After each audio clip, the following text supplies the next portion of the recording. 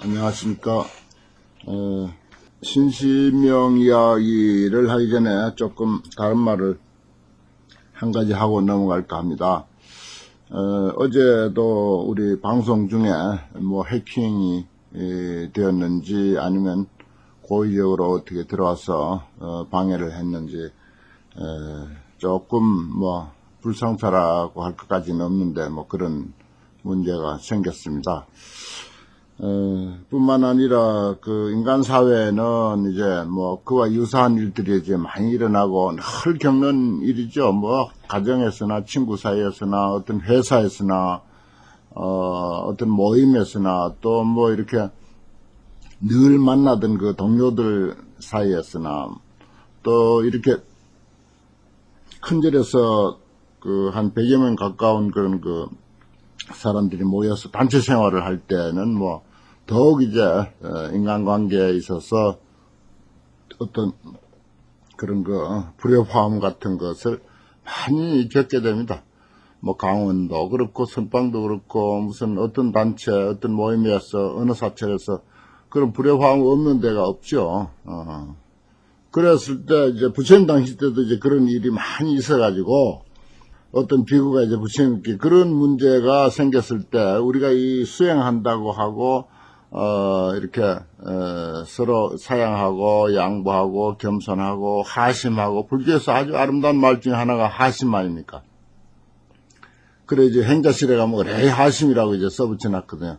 절에 들어왔을 때 참 그 마음가짐이 일단 하심이다. 이걸 이제 가르치기 위해서 이제 행자실에는 그래 이제 하심이라고 써붙여놓고 그 하심을 마음에 새기는 그런 그 교육을 이제 시키고 그럽니다. 이제 단체 생활이라고 하는 것이 이제 사람 관계에 있어서 불협화음이 언제든지 뭐 자이든 타이든 뭐 일어날 그런 그 경우가 너무 많기 때문에 이제 그러는데 부처님 당시 때도 이제 역시 이제 그랬었습니다. 뭐 인간 사회라는 게 예나 지금이나 똑같죠.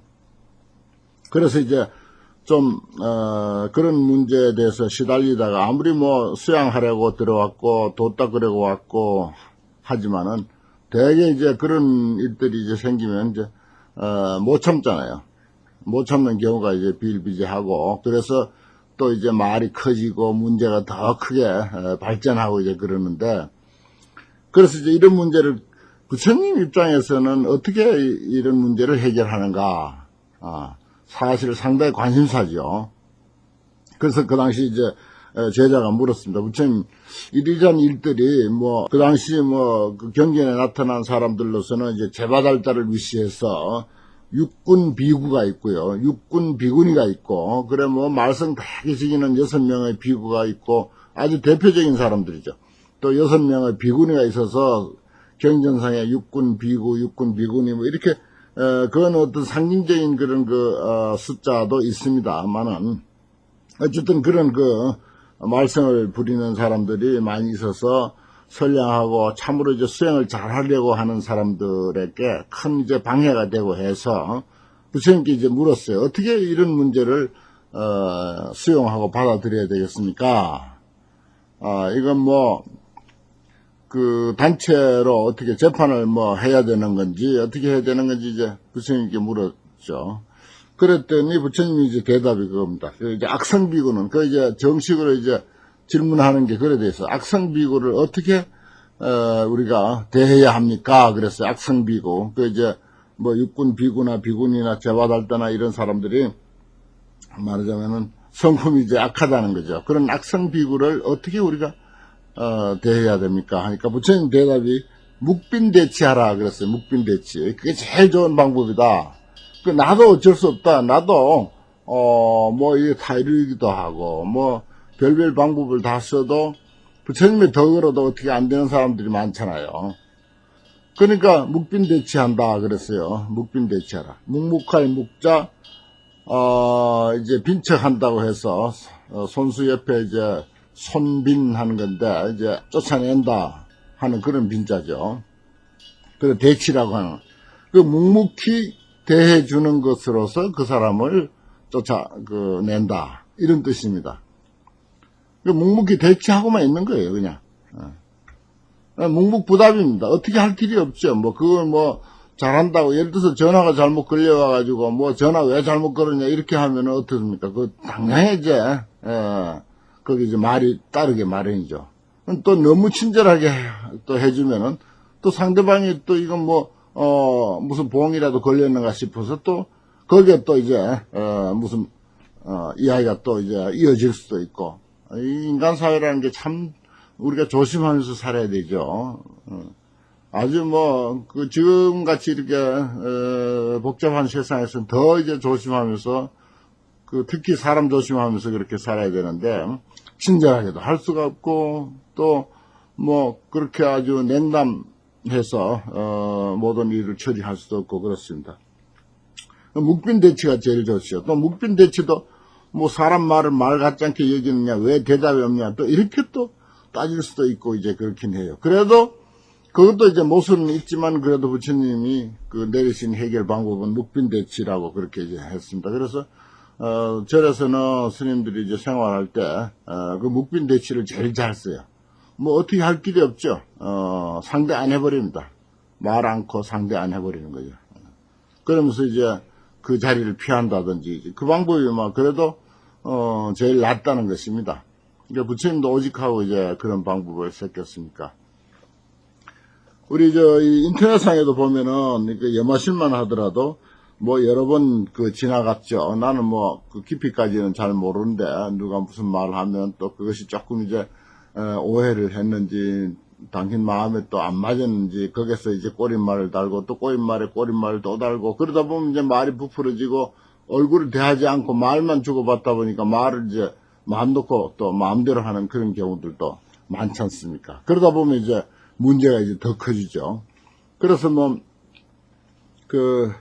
마주 보고 하면은, 뭐, 이렇게 저렇게 선후를 이야기해서 오해를 이제 풀기도 하고 하겠는데, 그만 뭐, 마음이 그냥 상해가지고 휙 떠나버리는 거죠. 그리고는 뭐 다시 이제, 탈퇴해버리고 안 들어온다든지, 또 거기서 또, 시비가 너무 크게 붙어가지고 뭐 결국은 이제, 폐쇄를 해야 하는 그런 상황들. 그런 일들이 뭐 곳곳에서 많이 일어나고 있습니다. 우리 염화실에도 몇 번 지나가긴 했습니다만은 그런 약간은 불미스러운 말들이 오고 갔었죠. 제일 아주 현명한 방법이 묵빈대치하는 것입니다. 어제 같은 경우도 그냥 뭐라고 하든지 그냥 가만히 있어버리는 것이 아무 대답도 안 하고 가만히 있어버리는 게 제일 나아요. 그럼 뭐 상대가 뭐 상대 나름대로 생각을 하겠죠. 이건 뭐 얼른 나가버린다든지 뭐 아니면 또 내가 여기에 있을 곳이 아니다라고 생각을 한다든지 뭐 여러 가지로 하여튼 또 부처님께서 내리신 처방이 그래도 제일 나아요. 꼭 뭐 완벽한 건 아니지만은 그래도 제일 낫다 이런 생각합니다. 앞으로 이제 뭐 집안에서나 뭐 어떤 모임에서나 단체에서나 어디에서나 정말 그런 문제가 생기면은 묵묵히 끝까지 묵묵해야 돼요. 뭐 참다 못 참았어. 이거는 그동안 참은 게 아무 소용이 없죠. 참다 못 참았어. 뭐 참는데도 한계가 있지. 인내도 한계가 있지. 이렇게 나가면 그거는 헛수고예요. 그동안 참은 게 헛수고입니다. 그러니까 절대 끝까지 묵묵해야 그게 제대로 묵빈대치를 한다 하는 그런 뜻입니다. 이런 것도 이제 우리가 실질적으로 우리가 살아가면서 사람 관계에서 일어나기 쉬운 문제에 대한 그런 실질적인 공부죠. 어쩌면 뭐 신심영보다 더 중요한 공부 아닐까 그런 생각도 합니다. 부처님 당시에 제바달 때를 위시해서 육군 비군이 이런 등등 악성 비구가 많았는데 그들을 대치하는데 묵빈대치로서 부처님은 가르쳤다 이런 이야기입니다. 오늘은 어제 이제 이어서 신신명 30번부터 30번 이건 이제 내가 표시해 놓은 그런 교재 번호인데 대개 이제 두 구절로 한 단락을 잡아서 그렇게 계산을 하면은 오늘부터 할 차례가 30번이 되죠. 그러니까 지도 문안 위험 간택을 1번으로 치고, 그 다음에 단막증의 통행 명백을 2번으로 치고, 이렇게 이제 숫자를 매겨놓으면 공부하기가 쉽죠. 여러분들 아마 교재를 출력을 해서 가지고 계시면은, 그렇게 번호를 매겨놓으면은, 외우기도 쉽고, 쓰는데 헷갈리지도 않고, 좋으리라고 믿습니다. 불견정추 영유편당 그랬습니다. 정과 추를 보지 않는데 어찌 편당이 있을 손가. 말은 이제 그런 거죠. 일공동양이라 하나의 공은 양단과 결국 같다. 그러니까 모든 게 살아난다 하는 것입니다. 모든 게 살아난다. 빈자가 손수변의 빈자입니다. 물가 빈자고요. 그것은 글자가 틀렸네요. 손수변에 손빈자 한 겁니다. 그 빈자가 아니고 손수변의 손빈. 하나의 공으로 통일이 됐을 때 그야말로 진공묘유가 된다는 거죠. 진공묘유. 참으로 공하면은 묘하게 있는 게 되니까 일공이면은 양단 상대가 다 살아난다. 그래서 둘이 다 양단이 같다. 둘이 다 같다.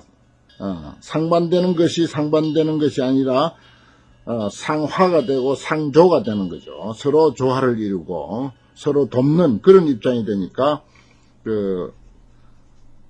같다는 그런 표현을 씁니다. 그래서 제한만상이라 상반되는 두 개가 조화를 이루면은 나머지 다른 일체 삼라만상이 전부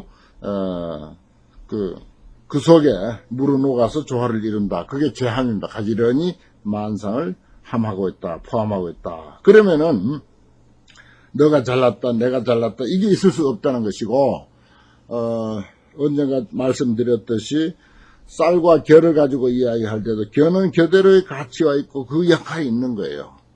사실 쌀 못지않은 그런 역할을 하고 있죠. 쌀은 또 쌀대로의 어떤 가치를 역시 이제 지니고 있고 그런 동등한 가치 입장에서 보면은 정과 추가 없습니다. 정은 이제 정미로울 정자 해가지고 세밀하다 하고 추자는 거칠다 하는 건데 그런 것을 보지 않는다는 것입니다. 그 가치와 그 공능을 똑같이 우리가 서로 인정해 주는 거죠. 집에서 예를 들어서 살림 사는 사람이나 밖에 나가서 돈 버는 사람이나 그 역할이 달라서 그렇지 가치는 똑같이 있습니다. 누가 나가서 돈 번다고 해서 더한 것도 아니고 안에서 살림한다고 해서 더 가치 있는 것도 아니고 똑같이 가치 있고 똑같이 소중하죠.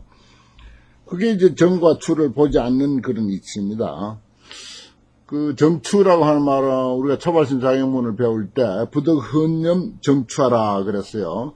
음식을 대해 가지고서 반찬이 한 너댓 가지라 하더라도 거기에 자기 마음에 드는 음식이 있을 것이고 또 마음에 들지 않는 음식도 그럴 수가 있습니다. 또 무슨 삭발 목요일쯤 되면은 모처럼 나오는 김이라든지 두부라든지 이렇게 조금 나은 반찬이 몇 가지 올라요. 그러면 이제 안 보던 반찬이고 조금 이제 마음에 드는 반찬이라고 해서 반찬이 이렇게 한 상이 오면은 그것이 4명, 5명까지 내려가고 많은 경우는 한 10명인데까지로 이렇게 내려가는데 위에서 그걸 이제 좋은 반찬이라고 다 드러나 버리면 어떻게 됩니까? 밑에 사람에게는 안 돌아가고 좋지 아니한 반찬만 돌아갈 거 아닙니까? 그래서 그걸 아주 주의를 심하게 하고 있어요. 정추를 정한 것을 좋아하고 추한 것을 싫어하고 그렇게 하지 마라. 반찬도 똑같이 마음에 드는 반찬이든 마음에 안 드는 반찬이든 똑같이 들어서 조금씩 먹을 맛이 똑같이 들어서 먹도록 그렇게 하라라고 아주 훈련을 야무지게 시키죠. 처음에 들어오면은 이제 초발심 자격문을 통해서 이제 대중생활에서 이제 그런 걸 시킵니다. 그런 것을 안 보면은 말하자면은 그런 문제가 안 생길 텐데 그런 것을 보게 되고 눈에 띄게 되고 이제 그렇죠. 사실 음식도 따지고 보면은 그 나름대로 전부 장점이 있고 역할이 있고 성분이 다 있고 어느 것이 더 낫고 어느 것이 못하고 그런 게 사실은 없죠. 우리가 제대로 파악을 못해서 그렇지. 그래서 정하고 추한 것을 보지 아니할 것 같으면 어디로 치우치는 일이 없다. 누가 잘났다 누가 못났다 이렇게 해서 치우치는 일이 없다. 영유편단가. 사람 관계 이렇게 특히 이제 사람 관계가 제일 이제 뭐 사람 사는 사회에서는 제일 문제인데 그 여럿이 이렇게 한절에서 또는 뭐 선방 같은 데서 살다 보면은 참 그 묘하게도 마음에 안 드는 사람이 있어요. 묘하게도 마음에도 안 드는데 그거는 내 마음에 안 드는 것 뿐이에요. 사실 어떤 의미에서 보면. 그리고 내 마음에 안 들어서 그런데 그것을 이제 나쁜 사람이라고 이렇게 우리가 생각하기가 쉽습니다. 되게 그래요. 자기 판단 가지고 나쁜 사람이라고 하기가 쉬운데 사실은 그 사람은 내 인대에서는 내가 보기에는 나쁜 사람이고 아무리 계산을 해도 나쁜 사람임에 틀림없는데 다른 데 가면은 아주 환영받고 훌륭한 사람이고 멋진 사람이고 아주 매너 좋고 이런 소리를 듣는다고요. 참 신기하죠. 이건 뭐 틀림없이 그런 것이 있습니다. 어디 가서든 나쁜 사람도 물론 있지만은 뭐 보통 사람은 한쪽에서는 나쁘다는 소리 듣지만 한쪽에 가면 아주 훌륭한 사람이라는 소리 듣고 한쪽에서 훌륭한 사람이라는 소리 들어도 또 딴 데 가면은 이제 나쁜 사람이라는 소리를 듣게 되겠어요. 그 기준을 우리가 사실은 정하는 것이 전부 내 감정을 가지고 기준을 정하죠. 그게 편당입니다. 아주 인습적으로 내 잣대, 내 감정, 내 어떤 기준 이걸 가지고 이제 사람을 그렇게 그 점수를 매기다 보니까 그렇게 치우치게 되는 거죠. 그런데 그 사람 개개인의 가치를 똑같이 그 인정해주고 또 그 나름의 장점과 그 나름의 쓸모를 우리가 다 이해해줄 수만 있으면은 따로 정하고 추하고 잘나고 못나고를 보질 않죠. 그러면은 어디로 치우치지 않는다는 것입니다. 돌담을 이렇게 쌓아놨을 때 가만히 우리가 보면은 대개 이제 담이 이렇게 절에서 그 전에 우리가 직접 쌓아보고 그러면은 큰 돌이 아주 빨리 쌓이죠. 그런데 큰 돌을 받치기 위해서는 작은 돌을 꼭 이제 밑에다 이제 고웁니다. 그런데 작은 돌이 마땅한 게 없으면요. 큰 돌을 깨가지고, 그 큰 돌 밑에서 작은 돌 역할로 이렇게 받치거든요. 그럴 때 한 번씩 생각하는 게, 작은 돌, 조그마한 작은 돌이라고 하는 거, 저게 만약에 없으면은, 저 큰 돌이 위에 그 자리에 있을 수가 없다. 지탱이 안 된다, 이거예요. 역할이 똑같다고요. 뭐, 어느 거 하나, 작은 돌이라고 해서, 뭐, 그 역할이 적거나, 큰 돌이라고 해서 더 많거나, 절대 그런 것이 아니라는 거. 참 묘하죠. 큰 돌과 작은 돌의 그 역할이 똑같다 하는 거. 우리가 보기에 뭐, 무식한 사람, 유식한 사람. 그것도 사실은 똑같습니다. 꼴찌가 있어야 1등이 있는 거지. 꼴찌 없는 1등이 세상에 어디 있습니까? 그것도 어찌 보면은 역할이 똑같은 거죠. 그러면은 거기에 대해서 우리가 정말 속 시원하게 그렇게 이제 꿰뚫어서 우리가 이해하고, 우리가 받아들일 수 있으면은 절대 치우쳐서 보지를 않죠. 편당이 있을 수가 없습니다. 특히 자기가 낳은 자식이 몇이 된다고 할 경우, 거기에까지 편당이 있다면 그건 참 곤란하죠. 우리가 대중생활에서, 남남끼리 모여서 사는 대중생활에서는 모르지만은, 대도체관하여 무위문안이라 지도라고 했죠. 처음에는 지도문안 했습니다. 여기는 이제 무위문안이라 그랬어요. 지도나 대도나 이제 말이 달라서 그렇지, 같습니다. 정말 바람직한 삶이라고 내가 이제 그렇게 이제 해석을 하는데, 그것은 본체가 너그럽다, 넓다 이거죠. 대도체관이라. 큰 도란 게 뭐겠습니까? 가슴 툭 터진 인생입니다. 시원한 인생이에요. 그게 대도죠. 그거밖에 달리 무슨 대도가 또 따로, 있겠습니까? 또 있을 필요도 없고요. 사람 사는데 좀 시원하게, 어디에도 걸릴 것도 없고, 무엇이나 다 이렇게 거울처럼 비춰볼 수 있는 그런 어떤 마음가짐, 삶, 이것이 대도죠. 그 대도는 체가 너그럽다. 우리가 가지고 있는 마음의 본래의 모습만 우리가 제대로 파악이 되고 그것이 내 손에 어떤 연필이 내 손에 잡히듯이 확 그 내 손에 잡혀오면은 마음이 가지고 있는 그런 어떤 무한히 넓고 무한히 광대하고 무한히 깊고 무한히 높은 그런 그 마음이 바로 내가 돼버리는 거죠. 내가 그 마음이 돼버리고 그 마음이 내가 되고 그렇게 돼버립니다. 그래 돼버리면은 이건 정말 체가 한없이 너그럽고 크죠. 그래서 모든 걸 다 수용할 수 있습니다. 근데 이게 그런 것을 우리가 다 가지고 있으면서 사실은 내가 조금밖에 빙산 일각도 못되게 그렇게 조금밖에 수용을 못하고 있는 거죠. 그런 무궁무진한 것이 우리 속에 그대로 아직 남아 있습니다. 이걸 얼른 부처님의 좋은 솜씨를 가지고 자꾸 이제 캐고 캐서 개발을 해내야 이게 이제 정말 내 것이 되고 자유자재로 쓸 수 있게 되는 거죠. 대도체관하야 무의무난이언을 쉬운 것도 없고 어려움도 없구만. 쉽다 어렵다. 저 앞에서 이제 지도문안 첫머리에 이제 지극한 도는 어려움이 없다라고 했지만 여기는 이제 체가 너그러워 가지고 쉬움도 없고 어려움도 없다. 그렇습니다. 표현이 조금 이제 달라서 그렇지 어긋난 그런 표현은 아닙니다. 이제 사실 우리 마음은 그렇게 체가 아주 너그러운데 그걸 우리가 참 제대로 내 것으로 그렇게 확대시켜 쓰지 못하는 것, 그게 참 큰 아쉬움으로 또 큰 화두로 우리에게 늘 이렇게 남아 있습니다. 자꾸 이제 스스로 개발을 못하면 이런 선지식들, 조사 스님들 또는 부처님의 이런 가르침을 통해서 우리가 크게 이제 개발을 해서 내 살림살이로 이제 만들어야 되겠죠. 이게 우리들의 과제고 화두입니다. 소견호의하야 전급전지로다 그랬습니다. 소견은 작은 견해로는 호의, 의심하고 또 의심해서 이게 여우호자지만 이제 의심호자입니다. 이럴 때는 의심하고 또 의심해서 그러니까 의혹이 많다는 거예요. 우리는 마음이 확 터져 버리지가 못하고 뭔가 찜찜한 게 남아있어. 곧 터질 듯 하면서 조금이라도 그렇게 남아있는 거죠. 그래서 그게 이제 호의라는 것입니다. 의심하는 거죠. 해서 전급전지로다. 급한 마음에 자꾸 더 급하게 하는 거야.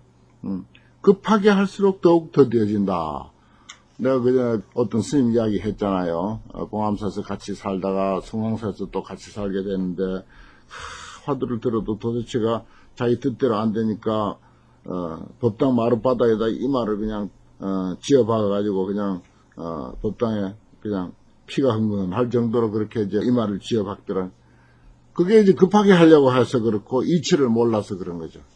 도대체 마음이 터지질 않는 거죠. 전급전지라 급하게 할수록 더욱 더뎌진다. 전급전지. 우리들의 어떤 공부하는 모습을 많이 들여다보고 있는 듯한 그런 느낌이고 또 승찬 스님의 삶과 같은 그런 참 힘든 삶이 또 있었겠습니까? 그런데 이제 그런 힘든 어떤 삶을 다 끝내고 마음이 툭 터져가지고 대중들을 이렇게 거느리고 공부하는 모습들을 이렇게 굽어보면서 그게 눈에 들어오는 그 별별 근기의 사람들을 이렇게 보고 또 그런 것들이 참 어떤 안타까움으로 마음에 남아있고 그래서 아마 이런 이야기도 여기에 올리지 않았나 그런 생각도 듭니다. 소견호의하야 전급전지로다. 작은 견해로서는 좁은 견해죠. 작은 견해로서는 의심하고 또 의심해서 급하게 할수록 더욱 더뎌지는도다. 집지실도라 피립사로요. 너무 우리가 집착하면은 법도를 잃어버려. 그 법도라고 하는 것은 물 흐르듯이 자연스러운 것이 법도입니다. 그런데 너무 집착하다 보니까 그만 어떤 이치를 깜빡하는 거죠. 잃어버리게 되는 것입니다. 이치를 잃어버리는 겁니다. 그래 피립사로 반드시 삿된 길로 들어서게 된다. 기도가 그렇고 참선이 그렇고 간경이 그렇고 돈 버는 일도 그래요. 돈 버는 일도 너무 그냥 뭐 이치도 모르고 그냥 무턱대고 자기 소견대로 그냥 이렇게 하면 벌어지르니만 생각하고 무턱대고 그래봐요. 결국은 더 망하기만 하는 거죠. 여기서 살아라는 건 이게 돈 버는 사람에게는 망하는 것이고 회사가 망하는 것이고 급한 마음에서 뭐 퇴직금 타가지고 아이고 이거 가지고 평생 어떻게 사나 이렇게 걱정을 미리 해가지고 그거 뭐 사실 전략하고 살면은 그런 대로 살 수 있도록 돼 있는데 아이고 이거 가지고 안 된다고 그냥 미리 조급한 마음이 들어가지고 그거 가지고 뭐 무슨 일 시작하다가 그냥 그것마저 그냥 1, 2년 사이에 홀딱 다 날려버리는 그런 경우가 얼마나 많습니까? 그게 집착이에요. 집지실더라. 그냥 좀 기다려보는 거야. 좀 느긋하게.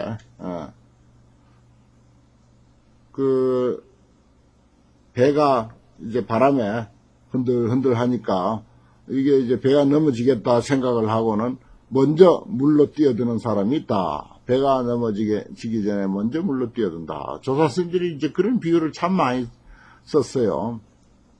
예나 지금이나 뭐 별별 근기가 수백 명씩 혹은 또 수천 명씩 모여서 그렇게 이제 살다 보니까 별별 그런 근기와 별별 능력을 가진 사람들 많이 보았지 않겠습니까? 그러니까 저 사람은 보니까 배가 넘어지기도 전에 먼저 물로 뛰어든다. 그런데 나중에 알고 보니까 배가 또 안정이 돼가지고 배는 그대로 무사히 가더라. 그럼 그 물로 뛰어든 사람이 어떻게 되겠습니까? 그런 예도 있다는 거예요. 그러니까 너무 집착하면은 그 법도를 자연스러운 그런 법도를 잃어버린다. 이제 불교라고 하는 것은 삶의 지혜입니다. 삶의 지혜예요. 사는 한 방법이기도 합니다. 뭐 불교가 뭐 특별히 무슨 밥 먹여주는 겁니까? 밥 먹여주는 거하고는 관계없어요. 삶의 지혜고 또 사는 하나의 생활 태도이기도 하고 불교적인 지혜로서 불교적인 안목으로서 우리가 어떻게 삶을 영위해 갈 것인가 이거죠. 그 열쇠를 부처님께서 부처님 가르친 조사스님 가르침에 껴서 우리가 좀 빌리자는 것이고 그것이 이제 익숙해지면 내 열쇠가 바로 내 것이 되는 거죠. 내 것이 되기 전에는 하는 수 없이 이제 선각자들의 지혜를 빌어야죠. 불교라고 하는 것은 바로 삶의 지혜입니다. 그리고 어떤 인생 태도이기도 하고요. 집지실도라 피립사로요. 집착하면은 그 법도를 잃어버린다. 반드시 삿된 길에 들었을 것이다. 이건 공부하는 것을 이야기하기도 하고 뭐 장사하는데 필요한 이야기도 되고 사업상에 필요한 이야기도 되고 사람 관계에 필요한 이야기도 되고 뭐 어디에 해당 안 되는 게 없죠. 방지자연이라 채무거지라 놓아버리면은 저절로 그러함이라. 저절로 그러다. 여기서 자연이라는 건 뭐 우리 어떤 자연 현상을 두고 하는 소리가 아니고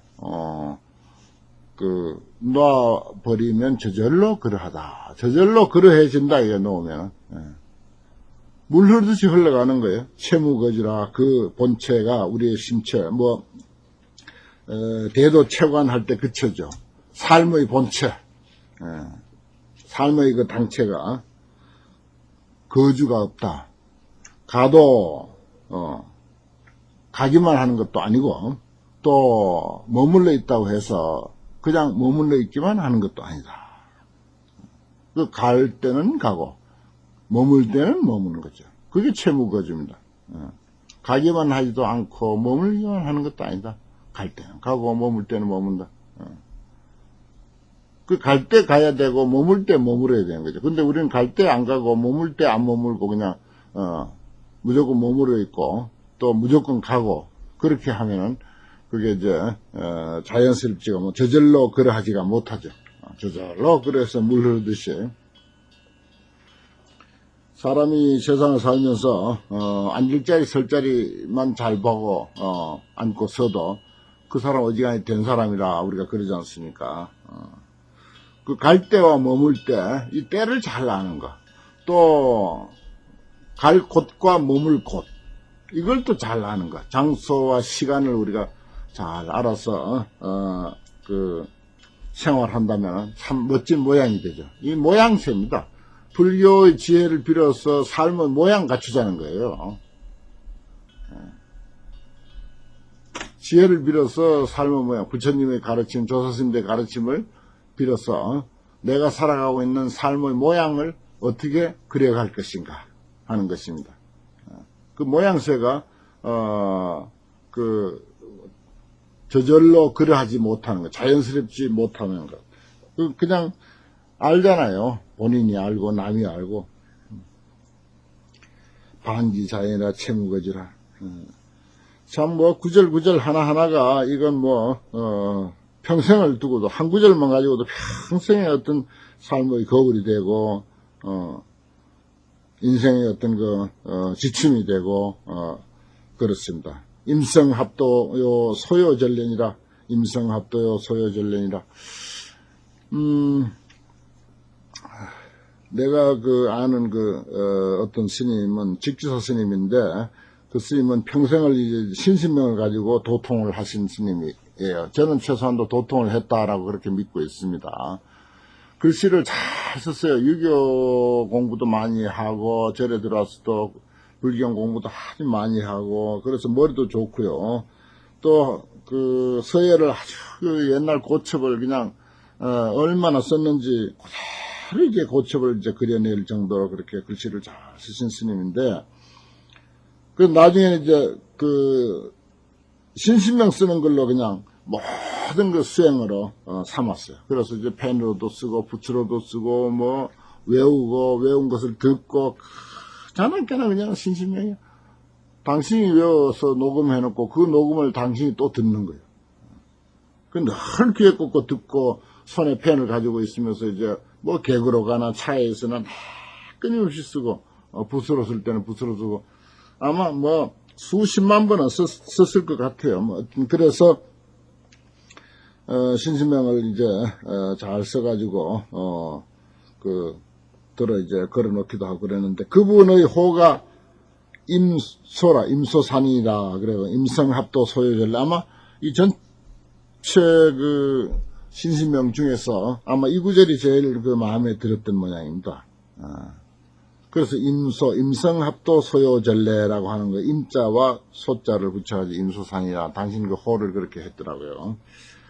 성품에 맡기면은 도에 합한다. 성품에 맡기면 도라는 거야.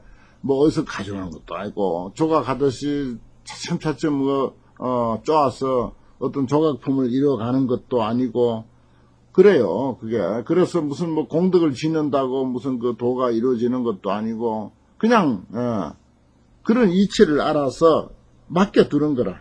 본성에 맡겨두는 거예요. 임성. 본성에 맡겨둬. 임성이라. 성품에 맡겨둔다. 그러면 도에 합하는 거지. 대도에 합하는 거. 툭 터진 인생이 된다는 거죠. 행복한 인생, 평화로운 인생, 자유로운 인생이 된다는 것입니다. 그리고 소요전례한다. 그래야 되면은 소요자제라고 해서 이제 이것은 어디에도 걸리지 아니하고, 아무리 가난해도 가난한데 걸려 있지 않고, 아무리 부자라도 부자에 걸려 있지 않고, 높은 벼슬을 해도 높은 벼슬에 걸려 있지 않고, 아무 그냥 명색이 없는 그런 삶을 살아도 거기에 걸려 있지 않는 거라. 그런 문제, 외적 그런 조건은 이 사람에게 아무것도 이제 문제가 되지 않는다. 그게 소요자제죠. 몸이 어디 마음대로 돌아다닌다 해서 그게 소요자제가 아니죠. 그런데 내가 방금 말씀드린 그 스님은 정말 몸도 소요자제해요. 어디 저기 설화산 토굴에 있다가 또 히말라야산 토굴에도 가 있다가 머리를 안 깎아서 일부러 기른 게 아니죠. 안 깎았으니까 길어졌지. 예. 그러다가 이제 어느 날 이제 생각이 나면 또 씩 깎기도 하고 정말 살기도 그렇게 사시더라고요. 지금은 어디가 있는지 못 본 지 몇 년이 됐습니다만은 임성합도 소요전례 참 좋은 말이죠.